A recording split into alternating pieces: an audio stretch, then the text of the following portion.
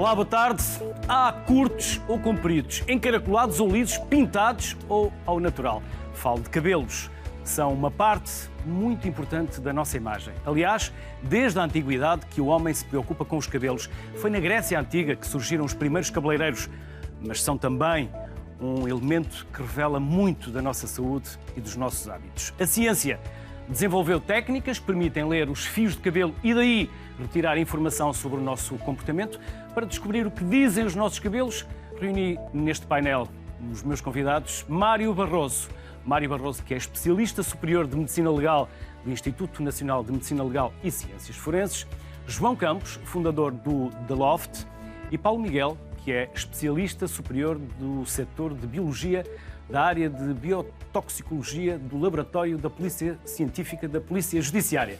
Bem-vindos. Não sei se disse bem ou não. Disse bem. Disse é bem? Difícil, eu sei. Mas é quase difícil. que fiquei sem fogo. É difícil. Aos três, bem-vindos à Sociedade Civil. Antes de mais, obrigado pela vossa disponibilidade. Mário, antigamente nós olhávamos para os cabelos mais pela parte estética ou até pela parte da cosmética. Agora, mais pela ciência também. Sim. Começámos a dar mais valor aos cabelos? Sim. Para lá da parte estética? Sim, eu penso que sim, começamos. Pelo menos na parte da toxicologia, sim. Para averiguar do consumo de drogas de abuso, por exemplo. Na parte que nos toca a nós no Instituto de Medicina Legal. Ou seja, quando começamos a falar de cabelos, estamos a falar de quê, em concreto? Algo que começou para cobrir a cabeça? Sim. Para uma proteção, ou seja, o cabelo existe por alguma razão, não é apenas estética. É para proteger a cabeça, para começar. A minha não é muito protegida, mas no geral sim. Portanto, creio que tem a ver com a evolução.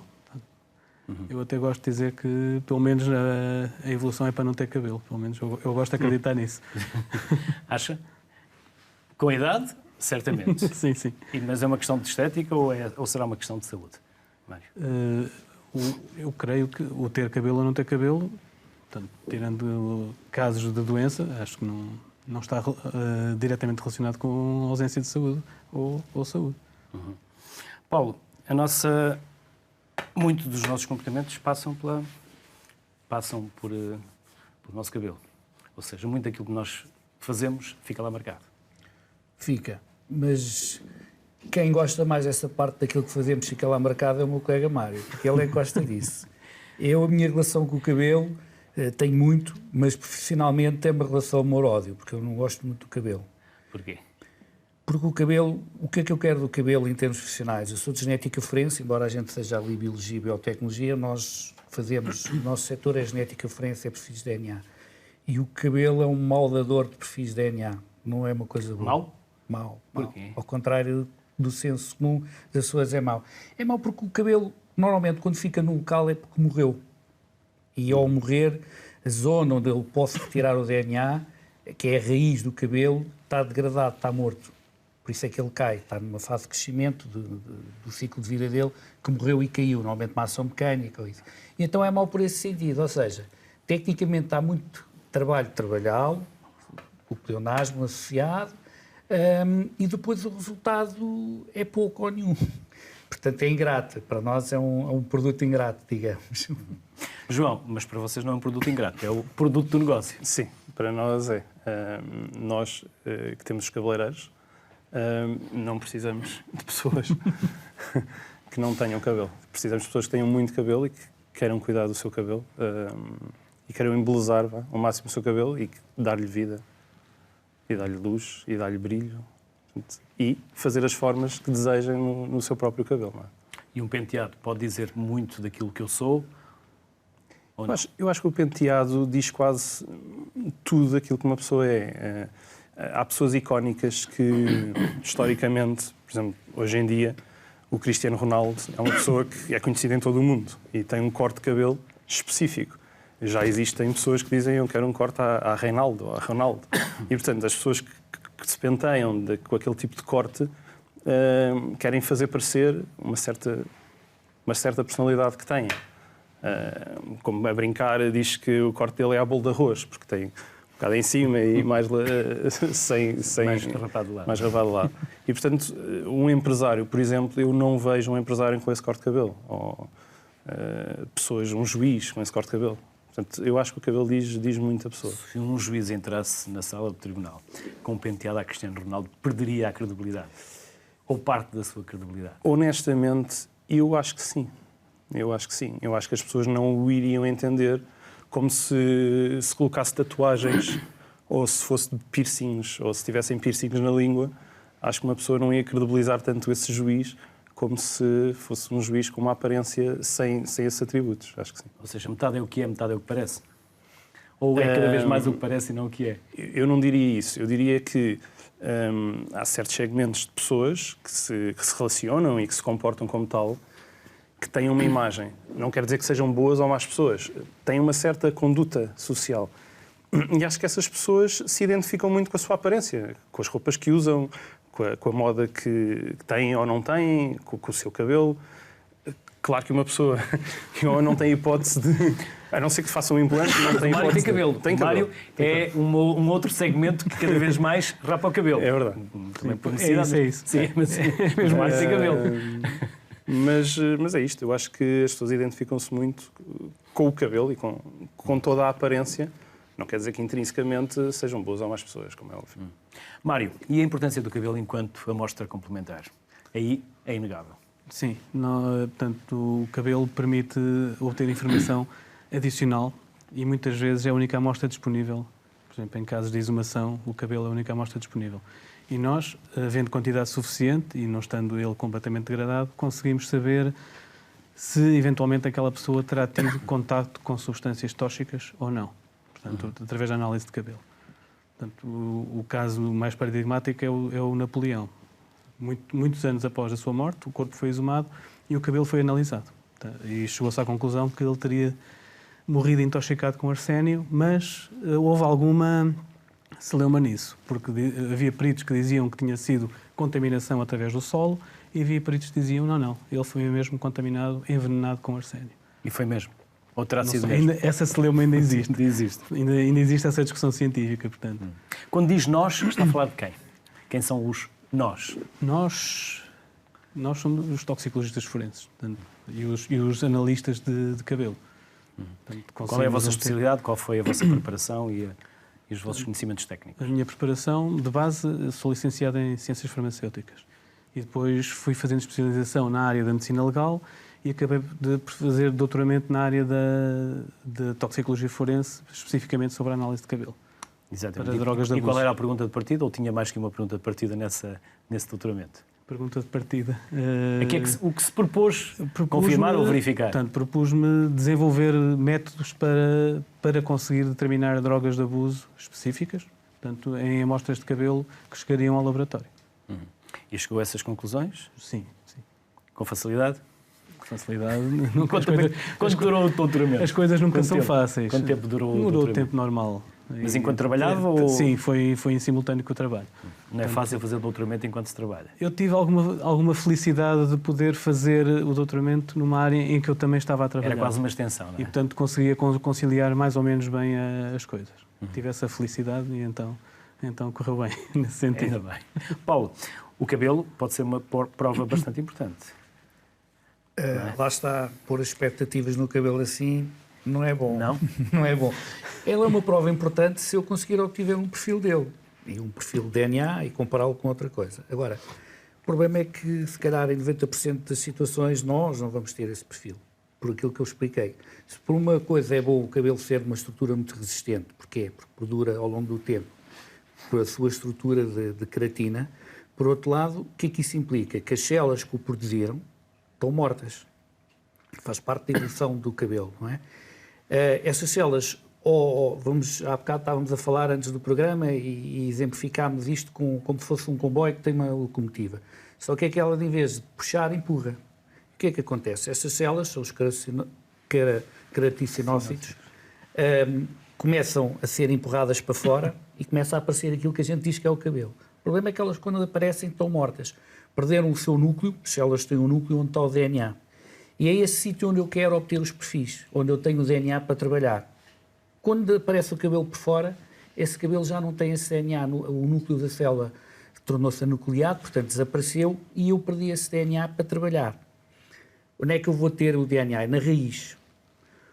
O cabelo, ao longo do seu crescimento, tem 3 fases, a anagênese, a catogênese e a telogênese. O cabelo cai quando entra nesta última fase. E esta última fase é exatamente as células desse raiz, aquilo que a gente normalmente chama raiz, estão mortas. Se me permite, para explicarmos melhor essas 3 fases, é aquela que pode durar 6 ou 7 anos, a primeira? Exatamente, a primeira que é o crescimento, é? Sim. A segunda, que é quando para de crescer. Para, e está ali um período normalmente curto. Já são semanas, não é? Semanas, e depois a telogênese é quando ele cai, ou por uma ação mecânica, ou por simplesmente solta-se. Isto é mais dos biólogos do que a minha área, como eu lhe digo, é mesmo genética, forense e perfis. Mas eu profissionalmente tenho de saber isto por causa das evoluções técnicas que tivemos. Nós sabemos que só obtemos resultados da raiz de DNA autossomal. Há outro tipo de DNA que não fornece tanta informação, que é o mitocondrial. Esse DNA continua a existir na parte morta do cabelo por fora, digamos. Só que aqui existem outras técnicas.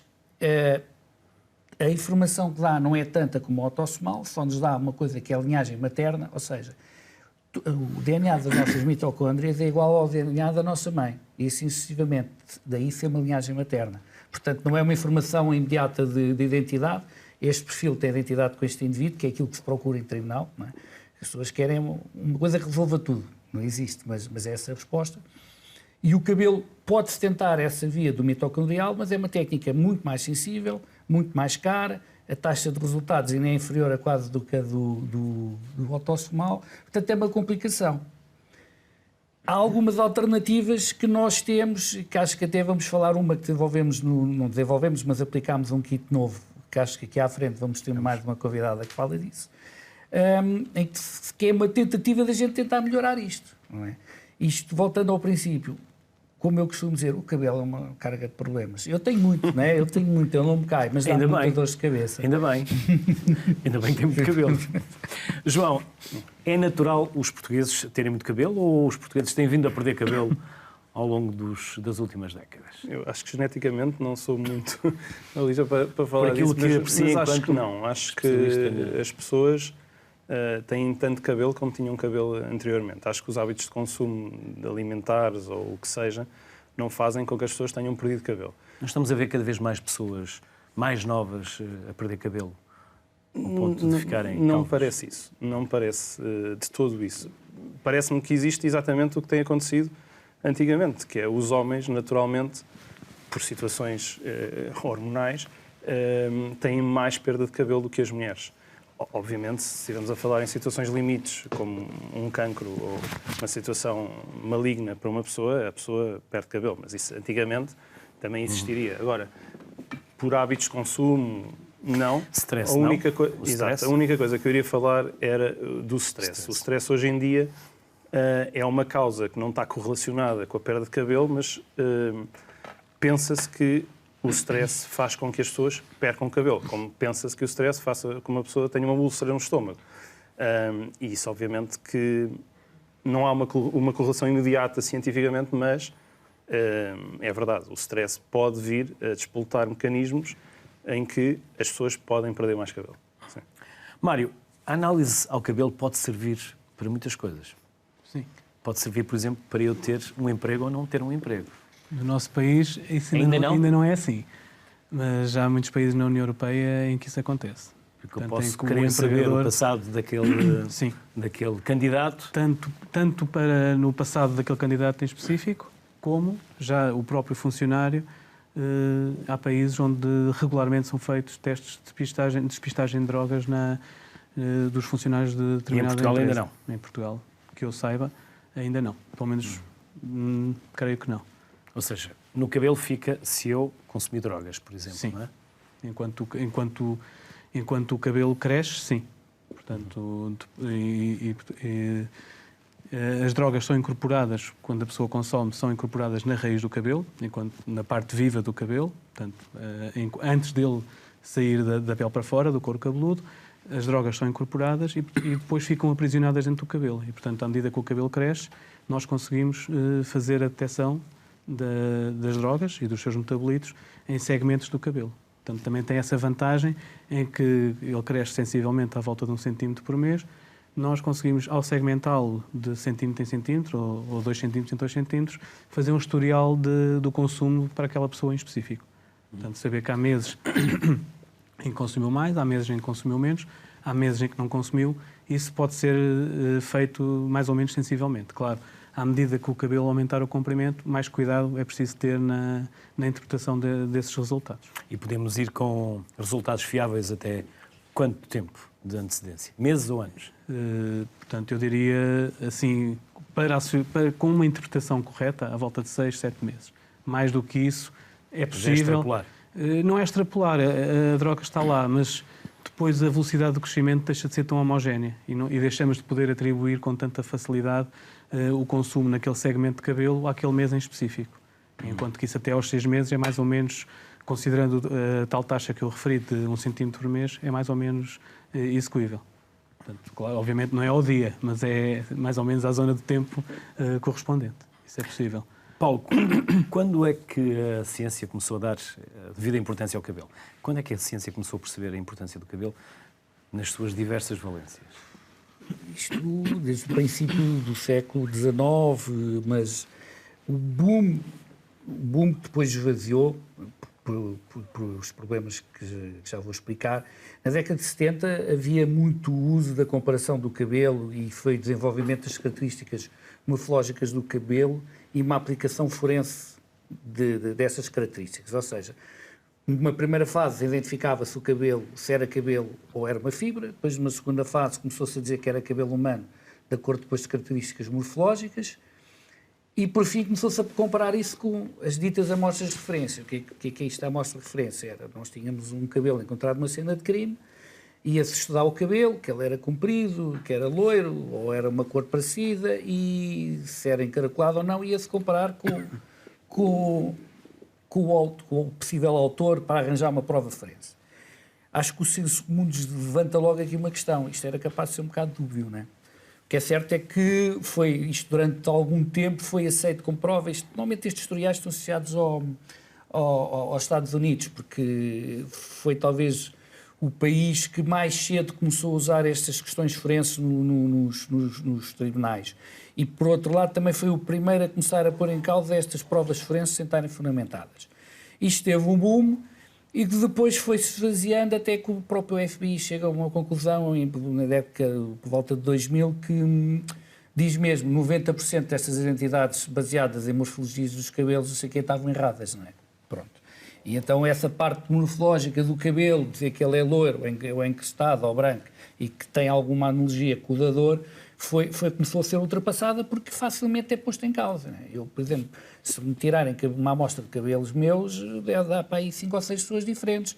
Tenho cabelos brancos, não sei porquê, da idade, castanhos, mais uns encaracolados. Como dizia uma avó minha, dizia que eu tinha umas madeixas muito bonitas, eu nunca fiz madeixas, mas ela lá dizia isso.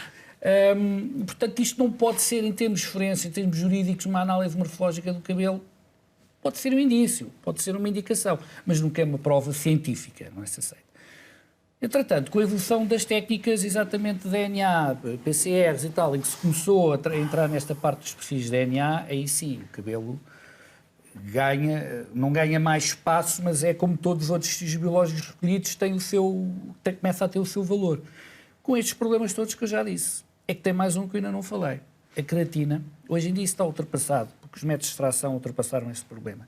Mas há 15 anos atrás, 10 anos atrás, os métodos de extração, como tínhamos que cortar cabelo para extrair a raiz e um bocadinho de cabelo, trazia creatina. E a creatina era um inibidor de um dos procedimentos técnicos. Ou seja, era mais um problema que o cabelo dava. O cabelo nunca foi fácil. Hoje em dia isso está mais ultrapassado, mas continua a ser uma questão. Portanto, quando é que o cabelo começa a ser importante para o forense? Desde que apareceram os perfis de DNA e estas técnicas desenvolvidas, o cabelo é importante como um dador de vestígio. Sim. Agora, não é mais nem menos que os outros. E eu gosto muito de dizer isto. E o cabelo dá muito trabalho. Nós, para tratarmos um cabelo, é uma dor de cabeça. Tira-nos o cabelo mesmo.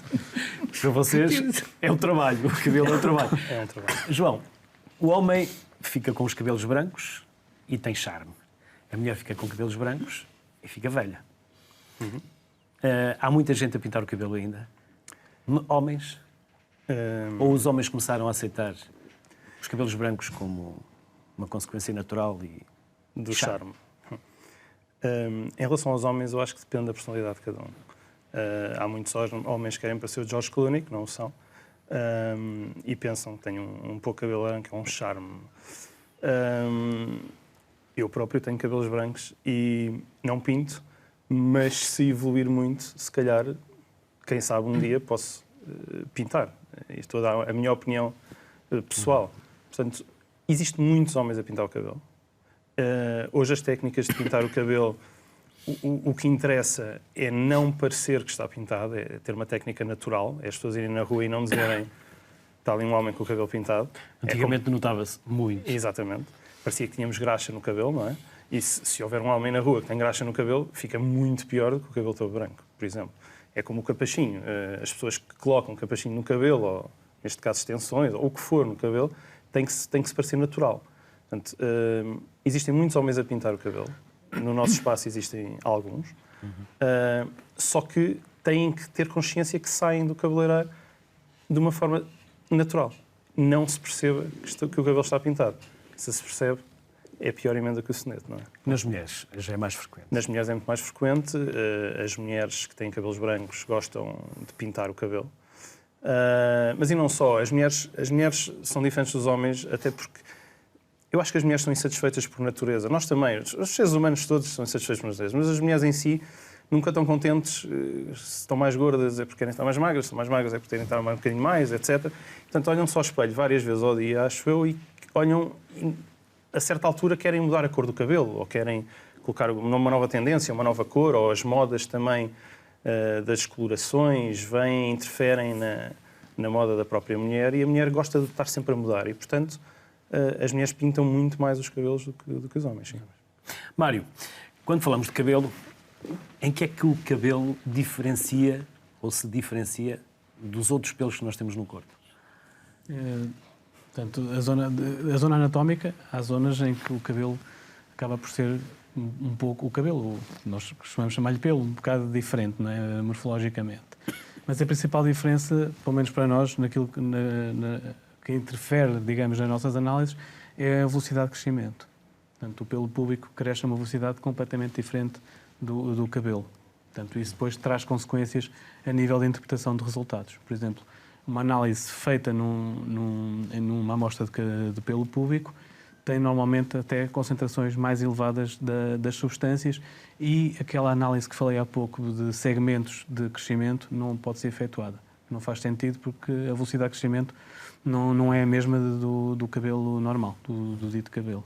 Estamos a falar do crescimento do cabelo, é 3 milímetros por dia, mais ou menos. 1 centímetro sim, por... é 1 centímetro por mês, já volta a 3 milímetros por dia. Portanto, varia um bocado de pessoa para pessoa, mas sensivelmente a velocidade de crescimento é essa. Podemos ter quantos cabelos? Entre 100 mil, 150 mil, assim em média? Não lhe sei responder Depende, a isso. Depende também das... Eu tenho menos, mas... O Mário tem menos, isso tem. Mas sim, mas deve andar à volta disso, creio que sim. Podemos detectar também doenças? Ou podem ser detectadas as doenças? Podem ser detectadas doenças, pelo menos... Ou seja, um espelho também do nosso alguns estado de marcadores de doenças podem ser detectados no cabelo. Portanto, já há estudos a nível de hormonas de stress e o próprio cortisol. Portanto, há estudos de marcadores de stress no cabelo. Agora, outro tipo de doenças, não tenho noção que possa ser feito. Mas, à partida, sim. Vamos convidar para se juntar à conversa a Cátia Martins. A Cátia é bolseira de investigação. Esteve durante o mestrado a estagiar no Laboratório de Polícia Científica da Polícia Judiciária, onde trabalhou numa metodologia para a identificação individual de pessoas através de cabelos encontrados em cenários de crime. Olá, Cátia.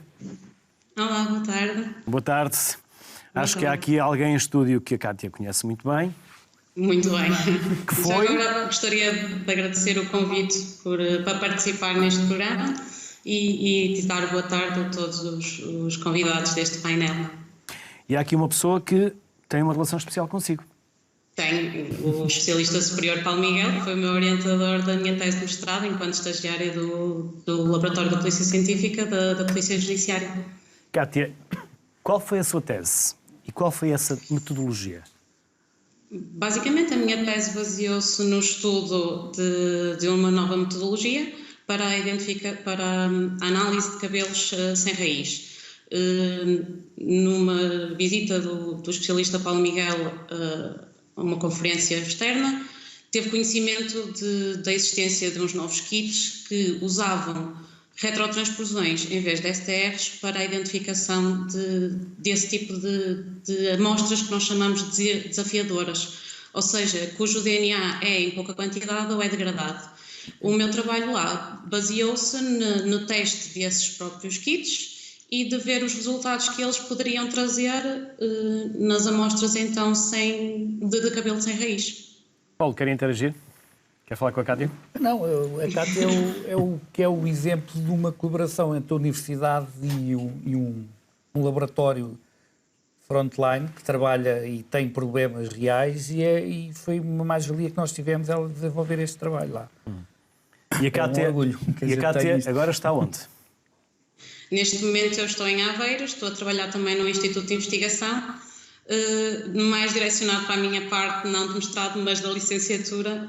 Trabalho com a proteção biológica, a luta biológica de papragas. E qual foi a parte que preferiu? Ou que prefere? A que está ou a que esteve? Ora, e sim, como é óbvio, e não é de segredo para ninguém, eu preferia a área em que estive, ou, portanto, a área do meu mestrado, a genética forense. Não desgosto daquilo que faço, gosto muito, mas se me dessem a escolher, preferiria a parte da genética, claro. É fascinante a genética para si, provavelmente, mas não só para si. Exatamente. Eu acho que para mim e para grande parte das pessoas que têm um bocadinho de conhecimento das áreas da biologia e principalmente eu acho, pelo menos na minha geração, as pessoas viam muito CSI e portanto associam a genética forense e tudo o que é forense a isso que nós víamos nas séries televisivas e portanto daí às vezes muitas das pessoas terem esse fascínio por estas áreas. Nas séries televisivas o crime e o desvendar do crime acontece em 50 minutos. Não é? Verdade, e curiosamente feitos quase sempre pelas mesmas pessoas, o que na realidade não acontece, não é? Há especialistas e pessoas direcionadas cada uma para a sua vertente e para aquilo que fazem, enquanto nas séries televisivas nós vemos a pessoa que recolhe a prova a fazer a análise dessa prova e no fim aí prender o criminoso que deixou esse vestígio. Isso não acontece na vida real, existem pessoas especializadas e direcionadas para essas áreas. Obrigado, Cátia, felicidades e até uma próxima. Obrigada, eu. Obrigado pela disponibilidade que teve para estar connosco. Obrigado. Boa tarde. Paulo, estas séries do CSI trazem muito glamour, mas são rigorosas cientificamente ou... Bom, a Cátia falou e bem que aquilo é extraordinário, eles fazem tudo, não é? Pronto, eles prendem, observam, cortam, falam, interrogam, aquilo é uma maravilha. Felizmente não é assim. Nós cada vez estamos mais especializados nas nossas áreas de trabalho. Este caso específico da Cátia, nós fomos buscar uma pessoa... Bom, nós temos um grande volume de trabalho, mas isto é transversal a todo sítio. E também quando falam de nós, está a falar... Nós, Laboratório de Polícia Científica... Quem trabalha no laboratório. Sim. E este trabalho tinha de ser um trabalho de validação e implementação, era uma subcarga em termos de funcionamento nosso.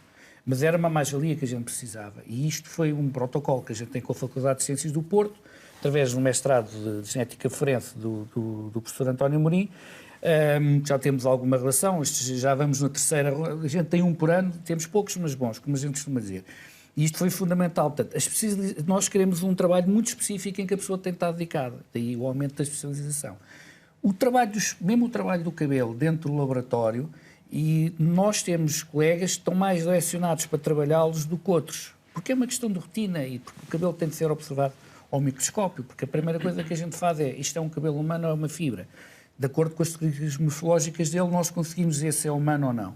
Portanto, isso implica uma habituação e uma experiência associada. Depois se tem raiz ou não. Portanto, este trabalho tem de ser todo feito. Este trabalho implica especialização. Uma pessoa tem de aprender a reconhecer as características morfológicas que o cabelo tem. Portanto, isto cada vez mais as pessoas têm de estar dedicadas às situações e não ter o glamour é bonito. Nós, em Portugal, podemos dizer que, em termos de equipamento e glamour, temos o todo. Se vocês forem visitar o nosso laboratório, a gente tem máquinas azuis bonitas à noite, aquilo é do mais bonito que pode haver. E são topo a nível mundial, isso podemos falar. Agora, a realidade não é 50 minutos. Pronto. A realidade supera largamente a ficção. Não é? É como eu costumo dizer, portanto, a gente é o CSI de Portugal, não é? Quando as pessoas vão lá, isto é o CSI, só que é que não é em 50 minutos, é 2 dias, é um Nem dia. em Las Vegas, nem em Miami. E depois há outra coisa, não é? Nós não somos tão bonitos como os da série, infelizmente. E não As sei. minhas colegas são, mas eu não sou, é mais isso que eu quero dizer. Quando nós entramos num salão e pretendemos um corte ou um estilo novo, vocês reagem sempre afirmativamente a tudo aquilo que se pede? Não, ou tentam encaminhar o cliente num sentido... O cliente, quando pede um corte e até mostra fotografias sobre um corte, os profissionais têm a consciência que aquele corte pode ou não ficar bem na cara da pessoa, se a cara da pessoa é mais redonda, se é mais oval. E dizem isso ao cliente? Dizem isso de uma forma subtil, porque há muitos clientes... ou depois pelo meio vão com um ponto. Há muitos clientes que não gostam que se diga o que o cliente vai na cabeça que quer. Mas tanto a nível de trabalhos técnicos... Há clientes que como chegam lá com uma ideia fixa. uma ideia fixa. Qual foi assim o mais estranho que lhe apareceu até hoje? Os mais estranhos hoje em dia, que agora até se está a tornar moda... Estranho é... O nosso cabeleireiro é um cabeleireiro convencional, é da escola francesa, convencional, tem um cabeleireiro que tem formação em Itália, outro cabeleireiro que tem formação em Espanha. São cabeleireiros com formação lá fora. Mas hoje em dia as pessoas, com os youtubers, com toda esta informação, querem cortes, por exemplo, fazerem desenhos. Os homens têm, agora começaram outra vez na moda as barbearias, não é? E a fazerem desenhos, a tatuarem quase até ao pescoço e depois a continuarem com desenhos na cabeça, uma coisa, uma cruz ou o que for. E, honestamente, os nossos cabeleireiros não estão muito vocacionados para esse tipo de trabalho. Portanto, se uma pessoa vai pedir uma forma em cone e que quer quase tatuar no cabelo uma forma qualquer que viu, foi a coisa mais estranha que nos pediram, basicamente.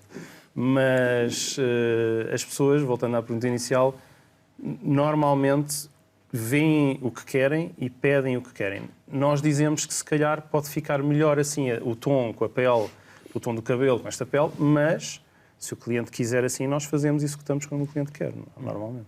Os produtos que colocamos no cabelo podem ser uma agressão? Os produtos podem ser uma agressão, depende dos produtos que estamos a falar. Por exemplo, quando se trata de alisamentos ao cabelo, os alisamentos têm produtos, a história do formol, com formol e sem formol. O formol é um produto que está estudado que é cancerígeno e, portanto, nem na Europa, acho eu, que é permitido produzir produtos com formol. Os produtos com formol são todos importados e têm que ter um limite até 0,2% de formol no produto. O Infarmed deixa importar, portanto, as pessoas podem importar esses produtos, acho que até 0,2% de formol. É óbvio que um produto químico pode danificar o próprio cabelo. Portanto, o que é que faz um alisamento? Existe o fio de cabelo. O alisamento o que faz é quase embalsamar o cabelo, é vitrificar, é colocar uma película à volta do cabelo para que o cabelo fique completamente liso. O cabelo poderá estar eventualmente morto, mas não, as substâncias do cabelo depois precisam de ser repostas no próprio cabelo. Portanto, há produtos de alisamento que não têm formol e que são colocados no cabelo, não têm a eficácia dos produtos com formol, que vêm do Brasil, e portanto uma pessoa pode ficar com o cabelo liso quase 3, 4, 5 meses. Se calhar aqueles produtos permitem que o cabelo fique liso, mas se calhar durante 1, 2 meses ou fique menos ondulado, mas por outro lado permite, fazendo outros tratamentos, colocar as tais componentes de queratina, que não são do seu agrado, mas como lípidos ao cabelo, vários nutrientes possam fazer um tratamento de reestruturação ao cabelo. E as pessoas precisam de terem consciência que se fizerem uma coloração ou um alisamento, vão utilizar produtos que são químicos. O amoníaco é um produto químico. Existe agora a coloração sem amoníaco, mas é um alcalinizante que é de origem vegetal, não deixa de ter um pH superior a 7, que faz com que o cabelo perca a queratina que tem no cabelo. E por isso depois deve fazer sempre injeções de queratina para fazer a reestruturação do próprio fio de cabelo, para que o cabelo fique brilhante, etc. Mário, estes produtos que se usam nos salões ou mesmo lá em casa podem alterar o resultado das análises. Sim. Como podem e alteram mesmo. Exatamente. Como o meu colega aqui do lado disse, portanto, aquilo danifica o cabelo, não é? Portanto, ao danificar o cabelo, ao danificar a queratina, as drogas, as substâncias que estiverem ligadas dentro do cabelo vão-se perder. Portanto, há estudos feitos em que há perdas de cerca de 100%, perto de 100% daquilo que lá estava. Portanto, amostras que foram estudadas, que já se sabia que eram positivas para determinados grupos de substâncias, e os investigadores o que fizeram foi adicionar estes produtos de tratamento de cabelo, portanto, sejam oxidantes, sejam estes para alisar, seja as próprias substâncias corantes de cabelo, portanto, têm um efeito negativo sobre a queratina e então houve mesmo essas perdas acentuadas das substâncias lá dentro. Portanto, no limite, isto pode transformar uma amostra que seria positiva numa amostra negativa. Paulo, e os cenários podem ser contaminados? Um cabelo pode ser contaminado? Pode ser contaminado. Contaminação, para mim, é uma palavra muito perigosa. Porque eu tenho vários níveis de contaminação.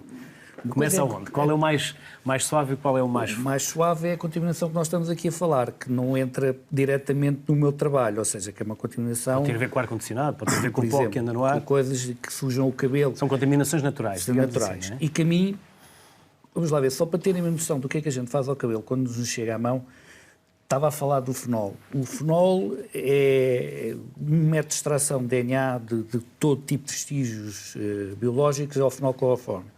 Porque o fenol é muito cáustico e ataca muito as paredes da queratina, destrói-a completamente. Ou seja, quando quer tirar DNA, os métodos mais antigos usava-se fenol cloroforme exatamente para destruir a queratina, para a tirar do DNA. Portanto, só para verem o que é que o fenol faz. E sim, é cancerígeno. Eu estava a ouvir isso e estava a pensar, isto que a gente faz ao cabelo. Por acaso, é engraçado que culturalmente esta mudança dos homens começarem a pintar o cabelo também traz mais um problema para nós que trabalhamos na área. Porque antigamente a gente via um cabelo pintado, por exemplo, um homem que pinta o cabelo preto, a gente deixa de ver a cutícula.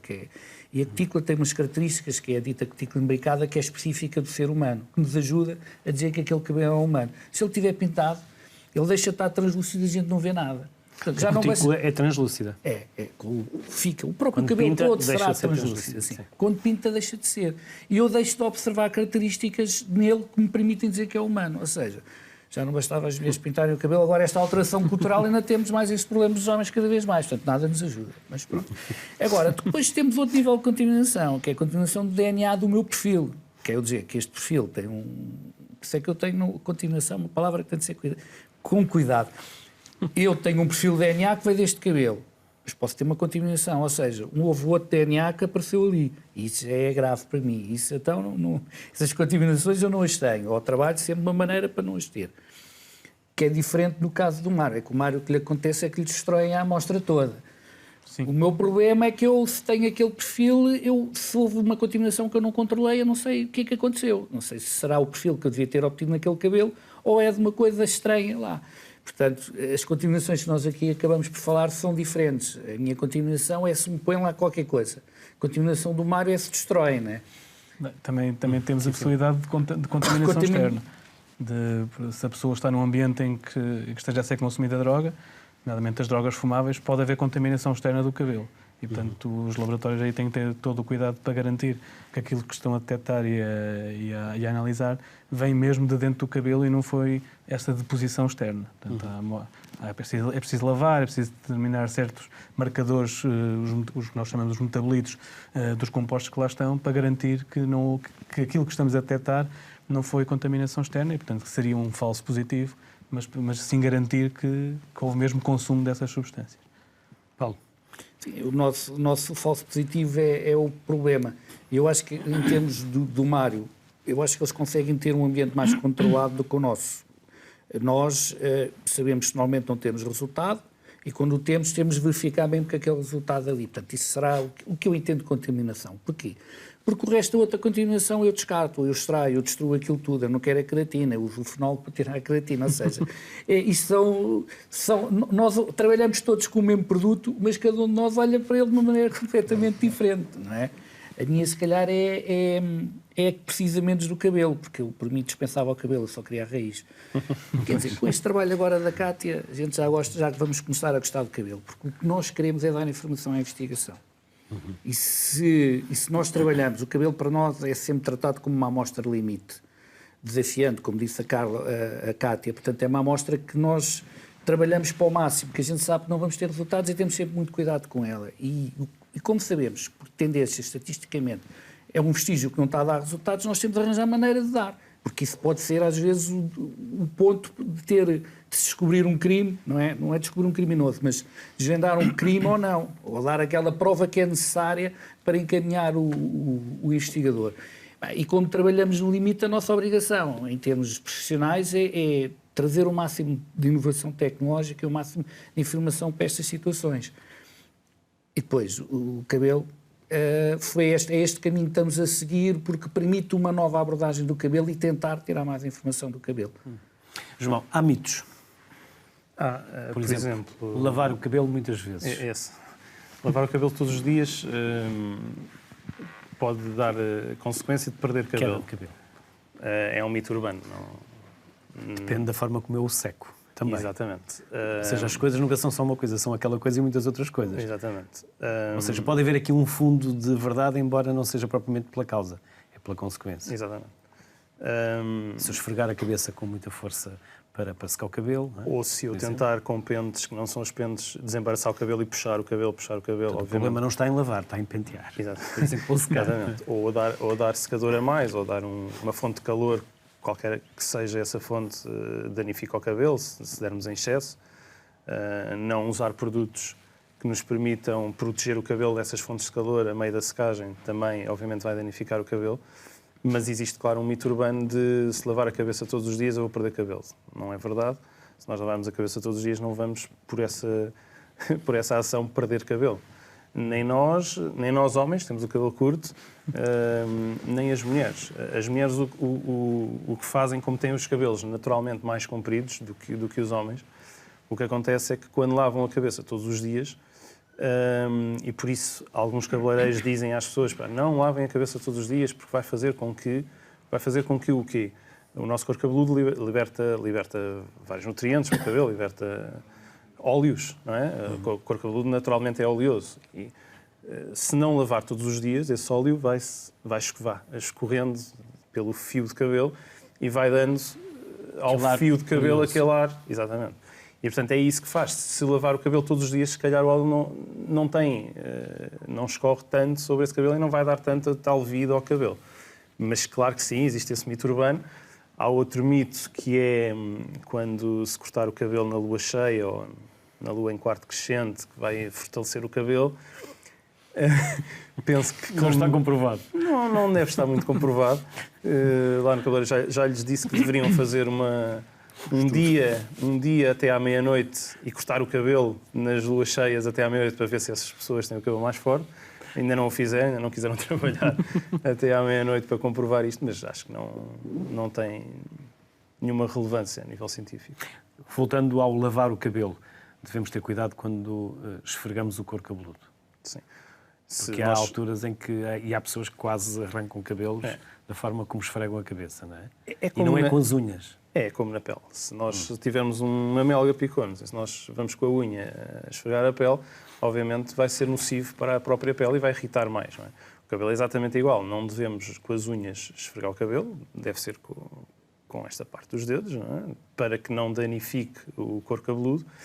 E não se deve estar a esfregar o cabelo interruptamente e estar ali meia hora, porque senão, obviamente, vai danificar o couro cabeludo. Portanto, deve-se ter cuidado no manuseamento mais do couro cabeludo do que do próprio cabelo em si, porque o cabelo em si, como os meus colegas dizem, é morto. O que se deve ter cuidado é com o bulbo e com os nutrientes que vão para dentro desse couro cabeludo. Claro. Mário, como fazem a colheita do cabelo? Qual é o processo? Portanto, o processo de colheita é extremamente simples. Ao contrário do que muita gente pensa, não é arrancar. Portanto, nós atamos uma madeixa de cabelo e depois cortamos com uma tesoura rente ao couro cabeludo, normalmente da zona onde há mais cabelos na fase ativa de crescimento, na fase anagénica, portanto, que será aqui nesta zona do vértex posterior da cabeça. A coroa, não é? A coroa, exatamente. Costuma dizer a coroa, não é? Se houver cabelo aí, claro. O mais rente possível, uma madeixa cerca de 5 milímetros mais ou menos de espessura, corretamente atada para nós conseguirmos identificar a parte mais recente, portanto é a parte proximal da parte distal, que será a parte que corresponderá a um período no passado mais distante. Portanto, se nós, quando a amostra chega ao laboratório, uma vez que vem sem a raiz, nós não conseguimos saber qual é a parte proximal à distal, aquela análise que falei há pouco, de segmento, para saber historial de consumo para aquele indivíduo, não é possível fazer. Porque não sabemos qual é a parte mais antiga e a parte mais, digamos assim, a parte moderna da amostra. Quem é o cliente final dos vossos estudos? Os nossos estudos, normalmente, são os tribunais. Portanto, nós temos andado a fazer processos de análise de cabelo para, por exemplo, situações de controle parental. Portanto, em situações de divórcio litigioso, em que um dos progenitores diz que o outro consome drogas e vice-versa. Portanto, nós, nesse sentido, analisamos as amostras de cabelo para confirmar ou tirar a limpo essa situação. É um processo moroso? A análise em si? Sim. A análise em si é relativamente rápida. Agora, o processo de preparação é mais moroso. Portanto, implica lavar o cabelo, implica segmentá-lo, quando ele tem comprimento suficiente para isso, e depois cortá-lo em fragmentos muito pequenos, que depois tem processos de digestão. Também não gostamos da creatina, portanto, temos que digerir para libertar as substâncias que estão lá dentro. Portanto, digerimos normalmente é um processo que demora de um dia para o outro, é uma coisa que se faz ao fim da tarde e no outro dia de manhã temos os extratos e depois esses extratos ainda têm que ser purificados antes de podermos analisá-los nos equipamentos bonitos que há nos laboratórios de toxicologia forense também. Para além dos tribunais, quem são outros destinatários? Já houve também alguns casos particulares que pediram análise de cabelo porque alguém teria acusado essa pessoa que consumia drogas, mas o normal são os tribunais. Mas também pode haver análises particulares que têm que ser pedidas ao Instituto para fazer. Como, por exemplo? Como é que é feito esse pedido? Sim, não. E quem o poderá fazer? Portanto, qualquer pessoa pede ao Presidente do Instituto, portanto, para eventualmente fazer uma análise particular. Portanto, assume que vai pagar, não é? Porque estas análises não são propriamente baratas, não é? E, portanto, quanto poderá custar uma análise destas? Depende do número de substâncias. Portanto, quanto mais substâncias, mais cara ficará. Portanto, nós temos análises, há processos nossos que vão para cima dos 1.500 euros só em análises toxicológicas. Portanto, normalmente são pagos pelos tribunais. Carta de condução, por exemplo, não? Carta de condução, ainda não temos essa realidade no nosso país em nível de análise de cabelo. Mas, por exemplo, a Itália, quando um condutor é apanhado em que chegou-se à conclusão que esse condutor tinha drogas e estava a conduzir, como também temos no nosso país, né? Nós fazemos essa análise, mas em sangue, quando esse condutor fica inibido de conduzir, quando vai revalidar a carta, tem que apresentar uma análise de cabelo de X meses para provar que esteve abstinente para aquela droga em questão durante esse período de tempo.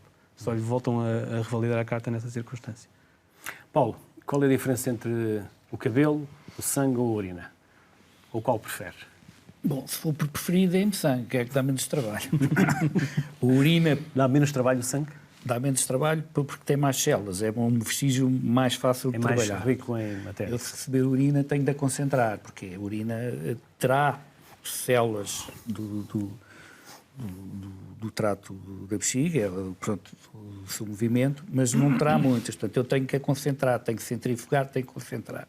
O cabelo é aquela guerra. Primeiro tenho que ver se é humano, depois vou ver se tem raiz, depois vou cortar essa raiz e vou processá-lo. O sangue é assim, eu detecto que é sangue, posso fazer um teste preliminar para averiguar se é sangue, depois posso fazer um teste de certeza para ver se é sangue humano, se for necessário, e depois corto para a extração. Portanto, será um vestígio mais fácil de tratar. Qual é que eu prefiro? Eu prefiro aquele que me der um perfil. Portanto, eu sempre que recebo qualquer coisa lá, seja do que for, um pedaço de pele, um cabelo com raiz, um raspado de umas calças que tocaram na pele da pessoa. Ou seja, isso para mim tudo é tudo bom. Porque o que é que eu quero? Eu não estou muito, tirando casos muito específicos, em que a investigação pede para detectar, para dizer se é saliva, se é sêmen ou se é sangue, são coisas muito específicas, de acordo com o tipo de crime.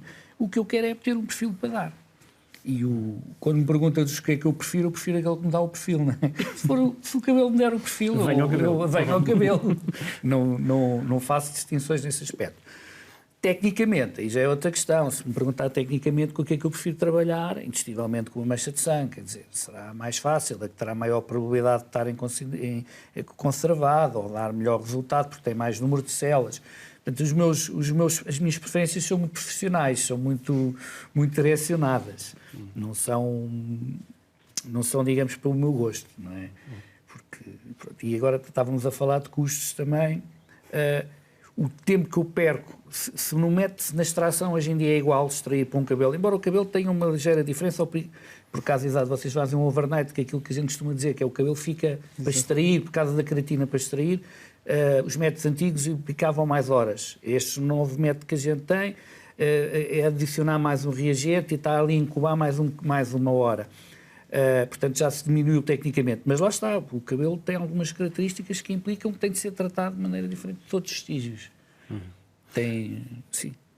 João, qual é o vosso conceito da Loft? O nosso conceito, eu tive a gerenciar, eu sou gestor de empresas, não tem nada a ver, não sou cabeleireiro. Portanto, pediram-me uma ajuda há 10 anos para estar à frente de um cabeleireiro de luxo em Lisboa. Eu achei piada porque vi a análise da concorrência e nós vimos que há um cabeleireiro em cada esquina, quer dizer, em cada espaço em Lisboa. Eu nem sei quantos cabeleireiros existem em Lisboa, mas devem haver mais de, 300, 400, não faço a mínima ideia. Porque cada pessoa pensa, vou cortar cabelo, e as pessoas vão para lá e cortam cabelo.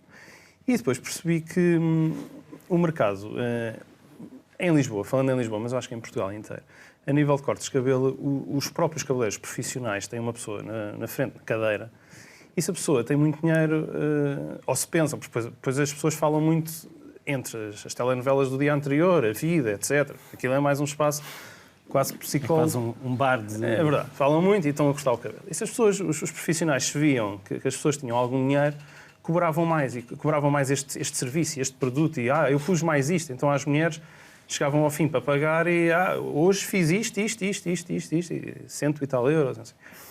E então, o que é que eu percebi? Percebi que havia um descontentamento grande. Ainda há, as coitadas das senhoras de mais idade ainda vão ao cabeleireiro e às vezes não sabem o que é que vão pagar. Vão pagar 100 ou 90, depende da vontade da cabeleireira naquele dia. E o que eu tentei foi fazer uma situação mais justa. Portanto, lá o conceito é uniformizar e padronizar qualquer preço. Portanto, um corte de homem é aquele valor, com todos os produtos incluídos que o cabelo precisa. Portanto, se o cabelo precisa de um produto com queratina ou sem queratina, ou um hidratante, ou o que for, tem aquele valor e sabe que vai pagar exatamente aquele valor. Não vai haver surpresas. Depois, o outro conceito foi tentar fazer no centro de Lisboa, em frente ao... Era uma Marquês de Pombal, mas em frente ao Parque Eduardo VII, um espaço mais de lazer, mais de relaxamento, mais de a pessoa vai lá e tentar que os profissionais, os cabeleireiros, falem de cabelo. Falem mais de cabelo do que falem da telenovela, ou do dia anterior, ou da situação que aconteceu no cotidiano. Portanto, o conceito é mais este, é um relaxar, falem mais de cabelo e sejam atendidos por profissionais que realmente tenham formação ao saber cortar e tenham formação dos produtos que estão a aplicar no próprio cabelo. Mário, já aqui falámos que há mitos à volta do cabelo e há muitos mistérios ainda. Há ainda muito por descobrir. Mistérios a nível de análise? Sim, agora... Porquê é que o cabelo cai? Porquê é que fica tão branco? Ou fica branco tão cedo? Há aqui muitos mistérios ainda. A ciência no cabelo tem ainda muito caminho para fazer. Sim, nesse sentido. Bem, essa não é bem a minha área, mas eu presumo que sim, que ainda há muito... Agora estão a falar que parece que curaram ou estão a descobrir maneiras de evitar a queda de cabelo, portanto, não sei. Vamos ver. Mas a nível das análises toxicológicas, sim, temos avançado. No vosso caso, na vossa área, temos avançado muito. Dependendo da instrumentação que há, agora já é possível fazer análises num só fio de cabelo. Portanto, há bocado estávamos a falar disso. Isso já é possível, não no nosso país ainda, dependendo da instrumentação, mas já há países onde fazem isso. Portanto, conseguem o perfil de consumo de drogas usando uma amostra isolada de cabelo, de um só cabelo, retirado de várias zonas da cabeça, até para ver diferenças de crescimento, velocidade de crescimento, etc. Paulo, já houve crimes em que o cabelo foi fundamental para a descoberta do criminoso? Já houve crimes em que E foram... alguns que se esteja assim a lembrar e que se possa saber? Assim, de repente não me lembro nenhum porque sou esquecido, mas lembro-me de uma situação muito interessante em que se identificou os autores do crime graças ao cabelo. Não foi bem ao cabelo, foi umas cabras assaltantes que entraram por uma casa numa quinta no Alentejo, partiram o vidro da entrada e andaram lá por dentro e os colegas do GNR chegaram ao local, recolheram os tubos de cabelo e de sangue e disseram que havia havia uma vedação que dava a sensação, mas não quiseram dizer. Foi as cabras, que as cabras entraram dentro de casa, andaram a passear para a casa toda e depois aquilo tinha sangue porque houve uma delas deve-se ter cortado.